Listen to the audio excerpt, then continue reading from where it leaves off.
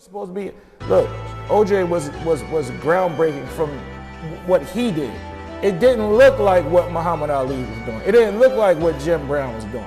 But he was just effective in breaking down barriers. And it's the same thing with Deion Sanders. It may not have looked like what you wanted it to look like when he left Jackson State and he went to the HBCU, and he went to Colorado and he left the HBCU community. All right, so over the weekend, Deion Sanders and Colorado pulled off, Coach Deion, they pulled off a great victory over TCU. It's the first game of the season. Deion had some words for everybody who he said didn't believe in him in the post-game conference. Look, Deion is a confident brother, all right? Wherever Deion Sanders plays at, when he was a player, they won. This is just one of those guys that transcends, his personality transcends, and it's effective. In the game of football, it's all about believing. One, it's about believing, and then if your team starts to get on a roll, that's how it usually works in professional football, right? So the only thing I have to say about this is Deion Sanders did a lot of talking when he was a player. If you remember when he was with the Braves, he was doing all types of crazy stuff to the media that he felt disrespected him. Basically the same show that he put on yesterday. When he was with the Falcons, he was brash, must be the money. Deion is what I would say here is that sometimes when you see Deion Sanders, you like, slow down. Like, it's the first game of the regular season, but man, this is what Deion is. He's gonna keep applying that pressure. He's gonna be brash, he don't care. We understand anything can happen. Next week they can get blown out. Next week they can have a major injury. But Deion is not thinking about that. He wants these players to,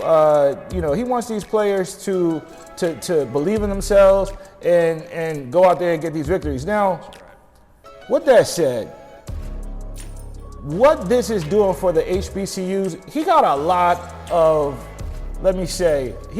of bad press from the black media and the black, the community when he decided to leave the HBCU Jackson State and go coach in Colorado. But his success in Colorado, the success of his son, Shedeur Sanders, the quarterback, this is only going to be good for, HBCUs, because now you're going to have a lot of scouts from colleges throughout America and the NFL that's going to be looking at these colleges now and these HBCUs are saying, hey, what is down there? What kind of talent are we missing out on? So sometimes, look, I call this the O.J. Simpson complex. This is the O.J. Simpson situation for me. A lot of times you hear people say, O.J. was an Uncle Tom, or O.J. didn't do this for the black community, or this and that. O.J. just did things his way. You know what I mean? I'm not talking about the murders. I'm talking about when he was popping, when he was a professional athlete, and he was the first celebrity to get all the endorsements.